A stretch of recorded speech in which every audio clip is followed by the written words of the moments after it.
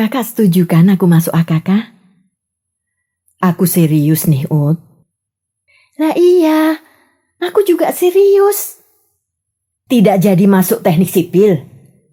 Suaraku hampir menyerupai teriakan. Utami menggeleng. Aku seorang gadis, Kak. Bagaimanapun juga, bagi seorang gadis yang paling penting adalah keterampilan tentang kewanitaan. Dan Teddy senang aku masuk AKK.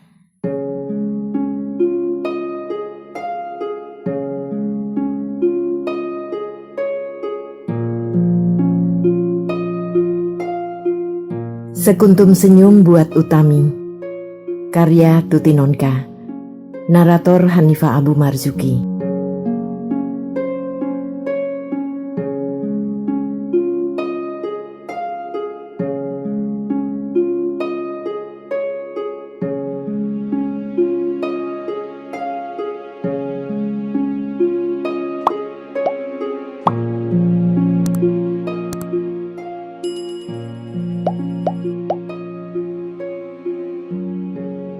Dengar, Ut, kataku dengan menahan perasaan. Kau boleh saja mencintai seseorang, tapi jangan menjadi buta karenanya. Terus terang, aku juga melihat Teddy pergi dengan gadis lain. Sekarang kau sendiri mengetahuinya. Nah, masih adakah gunanya mencintai orang seperti itu? Utami diam. Pemuda bukan hanya dia di dunia ini, Ut. Cinta tidak hanya sekali datang. Kau cantik, menarik. Aku yakin banyak pemuda baik-baik yang menaruh hati padamu kalau saja kau mau membuka mata. Buat apa terus mencintai Teddy kalau dia begitu seenaknya sendiri terhadapmu? Utami mengangkat wajahnya, menatapku lurus-lurus. Bagiku, cinta berarti memberi. Cinta berarti berkorban. Memberikan apa saja tanpa mengharap balasan. Aku mencintai Teddy. Karena itu aku akan berbuat apa saja, akan memberikan apa saja kepadanya. Tidak peduli dia benar-benar cinta padaku atau tidak. Ku tendang sandal Utami sekeras-kerasnya. Melesat jauh dan baru berhenti ketika menabrak kaki meja makan. Tolol. Benar-benar tolol. Filsafat macam apa itu? Pasti cekokan bangsat Padang itu. Dan Utami menerima cekokan itu seperti menelan delima dari surga saja. Itu bodoh, Utami. Picik. Berkorban untuk orang yang tidak menghargai kita adalah perbuatan yang benar-benar bodoh. Apa katamu kalau setelah kau memberikan segalanya, lalu dia pergi dengan gadis lain seperti sekarang ini? Itu resiko orang bercinta, Kak. Tapi aku yakin Teddy tidak akan meninggalkan aku begitu saja. Saat ini dia sedang tergoda. Tapi aku yakin dia akan kembali padaku juga. Aku menggeleng-geleng dengan rasa putus asa. Utami benar-benar telah menjadi buta oleh cintanya. Dan yang kuherankan, kepalanya itu keras betul sekarang. Kakak tidak tahu arti cinta rupanya. Hah? Kakak tidak tahu bagaimana mencintai dengan tulus. Kakak tidak tahu arti cinta yang suci. Aku terbahak. Cinta suci. Janggal sekali telingaku mendengar kalimat puitis itu di zaman semeraut seperti ini. Aku tahu apa itu cinta, Ut. Boleh engkau percaya, aku termasuk di antara mereka yang menghormati dan mensakralkan cinta. Tetapi hakikat cinta Bagiku tidak seperti apa yang kau katakan barusan. Cinta ya cinta, tetapi harga diri harus tetap ditegakkan. Celakalah laki-laki yang digenggam oleh cinta, sebab dia akan tidak lebih dari sesosok boneka listrik yang dungu. Wajah Utami memerah mendengar kata-kataku. Tersinggung barangkali. Bagus. Aku sengaja ingin mengungkit harga dirinya, supaya dia berontak, tidak nerimo saja dengan perlakuan Teddy. Utami toh bukan selir dari seorang raja, yang hanya dapat meratap dan menangis diam-diam bila sang baginda mengambil selir baru. Terserahlah, pendapat kakakku hargai. Sebaliknya, aku minta kakak pun menghargai prinsip-prinsipku, kata Utami dengan tenang. Kalau begitu, kataku benar-benar jengkel. Tidak usah bersedih, tidak usah menangis. Tunggu saja Teddymu itu kembali. Dengan gemas aku berdiri dan melangkah keluar dari kamar Utami. Aku tidak mempedulikan Utami lagi setelah itu. Apalagi ujian sudah dekat, sehingga aku lebih banyak menyibukkan diri dengan buku-bukuku. Beberapa minggu kemudian setelah ujian selesai, kulihat Utami sudah rukun lagi dengan Teddy. Entah bagaimana nasib gadis yang sempat jadi pacar Teddy itu. Begitulah kehidupan percintaan mereka. Bertengkar, rukun, bertengkar lagi, rukun lagi, terus begitu. Teddy bernasib baik. Tahun ini naik ke tingkat 3. Utami sendiri hampir ujian SMA. Hitung-hitung, sudah 2 tahun mereka pacaran. Teddy kelihatan agak membaik sekarang. Tidak terlalu sering datang, dan di luar pun sudah berkurang ugal-ugalannya. Syukurlah. Moga-moga saja dia benar-benar baik. Itu sekarang bunyi doaku. Sebab doaku agar Utami berpisah dengan Teddy, agaknya tidak di ACC yang maha kuasa. Ya, doa jahat sih. Walau sungguh mati, maksudku adalah baik. Demi Utami. Aku tidak pernah mengerti Bapak. Menurut penilaianku, Bapak bukanlah seorang ayah yang baik. Egois, tidak berperasaan. Uang melulu yang dipikirkannya. Setelah ibu meninggal, seharusnya Bapak lebih dekat pada kami, anak-anaknya. Memberi kasih sayang, membimbing anak-anak yang masih muda dan belum pengalaman, mengontrol studi kami, dan macam-macam tugas lain yang seharusnya dilakukan oleh orang tua pada anaknya. Bapak tidak. Bapak hanya tahu pergi dan pergi. Memang benar Bapak pergi untuk urusan dagang, mencari uang untuk kami. Tapi mestinya tidak begitu caranya. Meninggalkan anak-anak begitu saja, menyerahkannya ke tangan pembantu.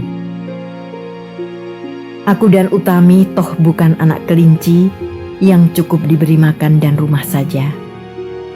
Kami butuh perhatian, butuh kasih sayang. Dari luar tampaknya kami memang gagah, bisa mengurus diri sendiri, tidak perlu bantuan siapa-siapa. Tetapi di dalam, jiwa kami kering, kosong, dan sepi. Apalagi Utami.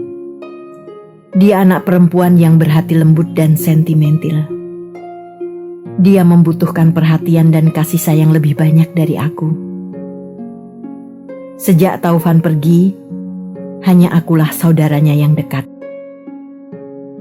Dan aku, walau sebenarnya amat menyayangi Utami, pembawaanku saklek dan kadang tidak pedulian, tentu bukan tipe orang yang dibutuhkan Utami. Barangkali itu pula sebabnya yang membuat Utami begitu cepat terikat oleh Teddy. Berkat pengalamannya bergaul dengan gadis-gadis, Teddy tentu tahu apa dan bagaimana menyenangkan hati Utami. Aku benar-benar merasa kesepian kini. Tidak ada sesuatu pun yang menarik untuk dikerjakan. Rasa sepi yang menggayuti hati ini membuatku teringat pada Astri. Astri yang manis, lembut, tidak banyak bicara dan penurut seperti kelinci. Keinginan untuk menemuinya tak dapat lagi kutahan-tahan. Setidak-tidaknya, dengan mendengar kicau burung cucak rowo di rumahnya yang sejuk, memandang matanya yang gemerlapan, dan bibirnya yang jarang dipakai bicara tetapi selalu tersenyum, atau ngobrol dengan ibunya yang ramah, kesepianku akan dapat terlupakan. Aku baru saja beranjak dari kursi ketika Utami masuk rumah sambil melambai-lambaikan sebuah map. "Mau lihat STTB-ku tidak?" Utami menawarkan. Tanpa menjawab, langsung kuambil map itu dari tangan Utami. Macam-macam isinya. Ada rapot, sertifikat, surat keterangan, STTB dan sebagainya. Kusisihkan semua itu setelah STTB-nya kutemukan. Bagus-bagus nilainya. Aku boleh iri dengan kepandaian Utami. Dengan pacaran terus, jarang belajar, dia masih dapat meraih nilai sebagus ini. Sedang aku, walau tidak tidur setiap malam belum tentu dapat menyamai nilainya. Utami mendapat 9 untuk kimia. Padahal aku dulu tidak pernah mendapat nilai lebih dari 6. Untuk membela diri, aku selalu mengatakan memang tidak menyukai rumus-rumus yang malang melintang itu. Sayang, tidak ada seorang pun yang mau percaya. Mereka lebih percaya aku memang ber-IQ rendah. "Dapat juara enggak nih?" tanyaku sambil membolak-balikkan kertas berharga itu. "Cuma kedua. Bintang pelajarnya jatuh ke Kristanto." Aku bersiul. "Gak usah bintang pelajar, planet pelajar pun jadilah." "Sudah beli formulir?" "Formulir Skalu? Belum. Kan sudah dijual kemarin. Nanti kehabisan. Aku memang gak daftar ke Skalu kok." "Oh," aku mengangguk-angguk. "Mau masuk AKK?"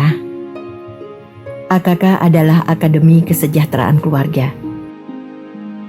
"Kakak tahu?" tanya Utami heran campur gembira. Yang lebih heran lagi tentu saja aku. Sebab hanya bergurau saja dia masuk AKK. Belum habis heranku, Utami sudah melanjutkan bicara. "Kakak setuju kan aku masuk AKK?" "Aku serius nih, Ut."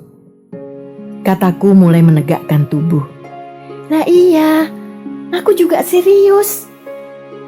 "Tidak jadi masuk teknik sipil?" Suaraku hampir menyerupai teriakan. Utami menggeleng.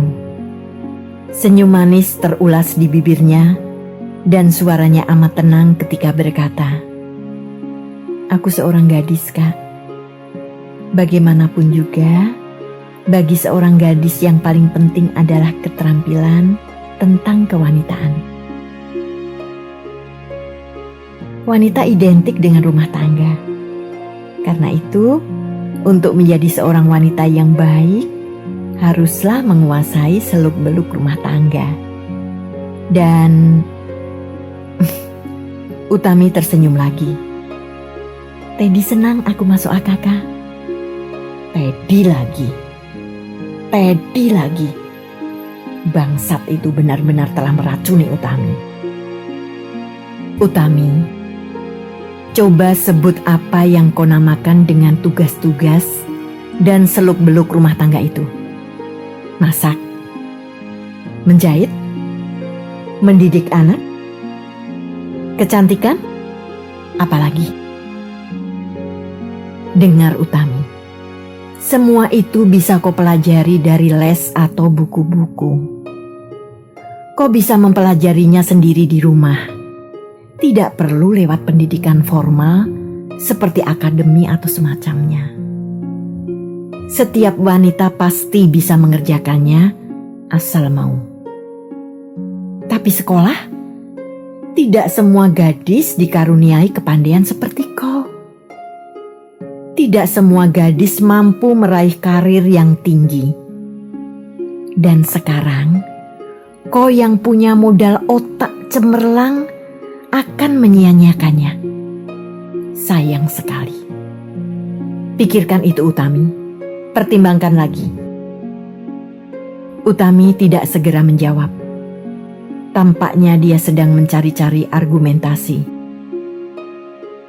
Misalnya ya Kak, aku berhasil merampungkan sekolahku dan jadi insinyur.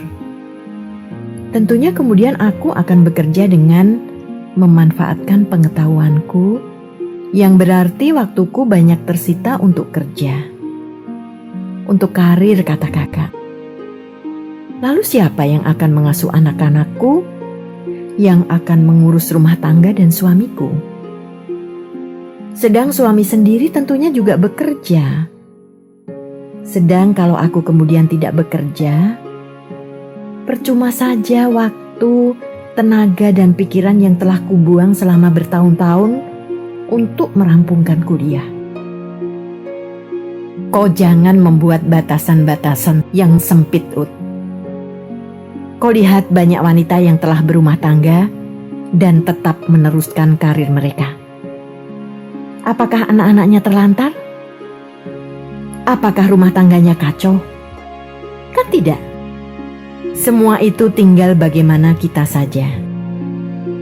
Carilah pekerjaan yang tidak menyita waktu, sehingga di samping berkarir, kau masih ada kesempatan untuk mengurus rumahmu. Dan aku akan jadi kuda pekerja, kerja di kantor, atau katakanlah proyek-proyek, dan mengurus rumah tangga yang tak kurang melelahkan. Tak ada waktu lagi untuk istirahat. Dalam 10 tahun saja, aku akan menjadi nenek-nenek yang layu kelelahan. Aku menggeleng-geleng. Engkau mempersulit angan-anganmu sendiri, Utami. Berpikirlah agak luwes. Jangan kaku begitu. Aku bicara berdasarkan kemungkinan-kemungkinan yang akan terjadi. Bukan hanya mereka-reka saja, Kak. Kemungkinan kan? Bukan kepastian? Perdebatan itu menjadi berlarut-larut dan tidak menentu. Aku betul-betul heran. Utami pandai bicara sekarang dan tidak mau kalah.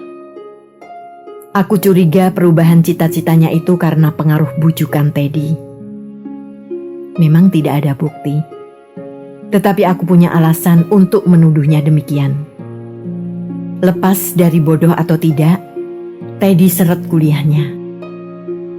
Boleh jadi dia takut disalib oleh Utami yang mempunyai otak cemerlang dan membujuk Utami supaya masuk AKK saja dengan menjejalkan macam-macam alasan yang kuakui memang masuk akal.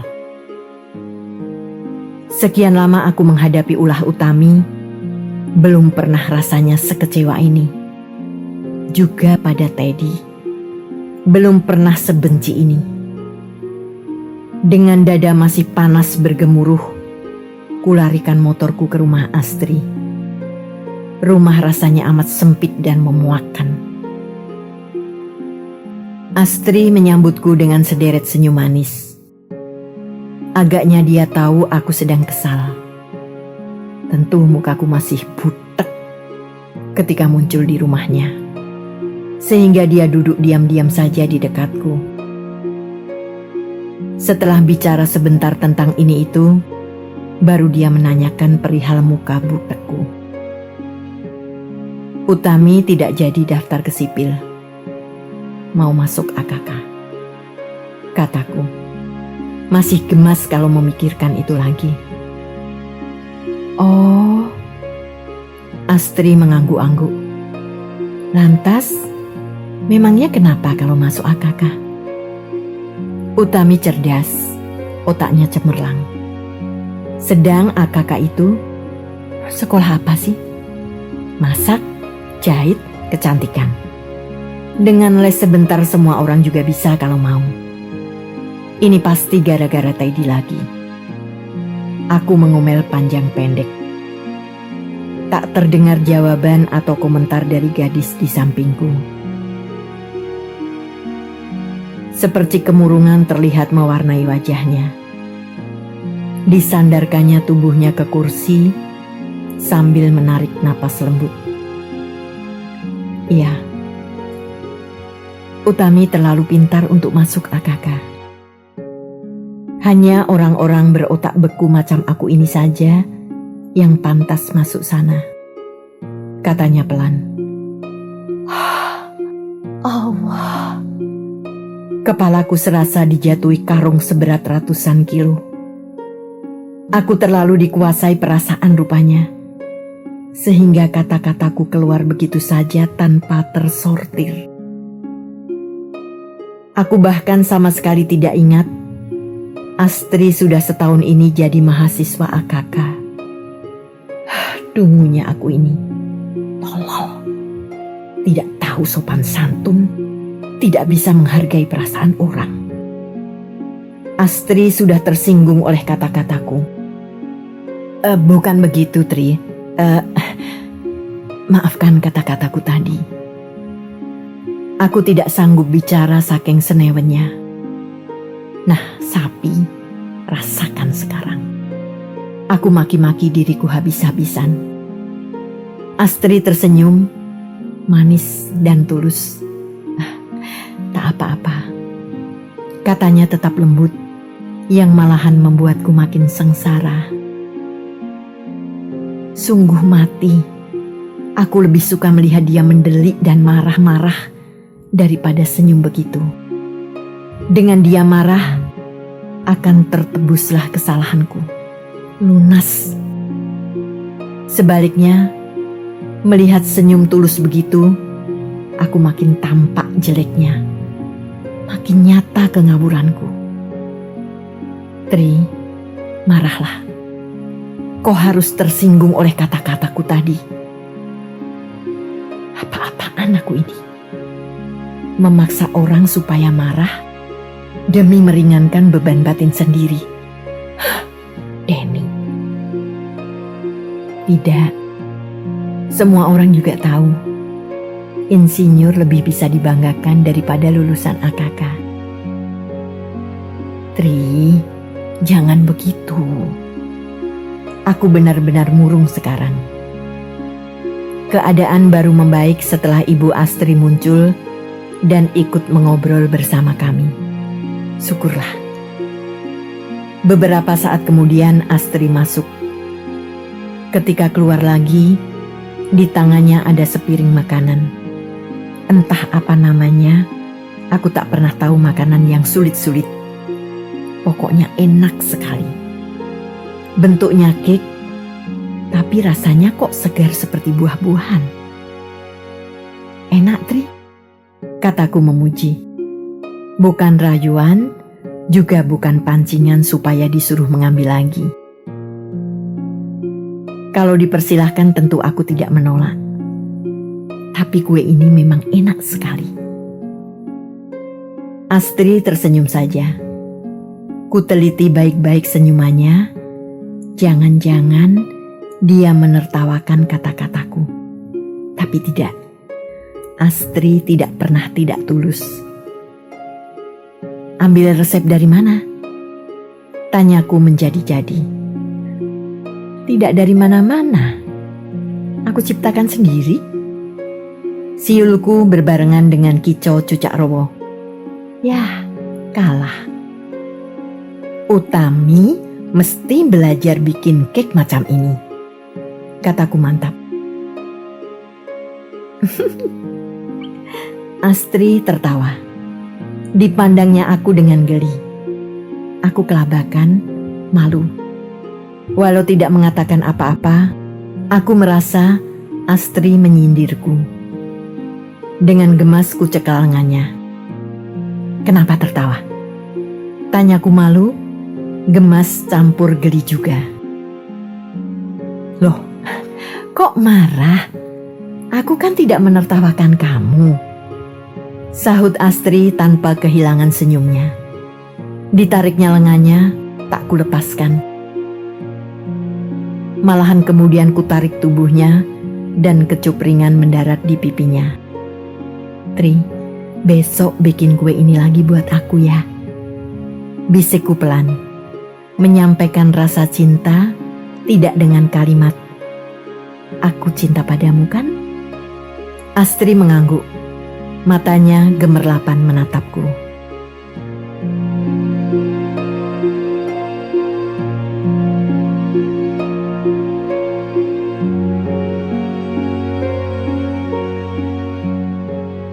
Terima kasih telah menikmati cerita ini.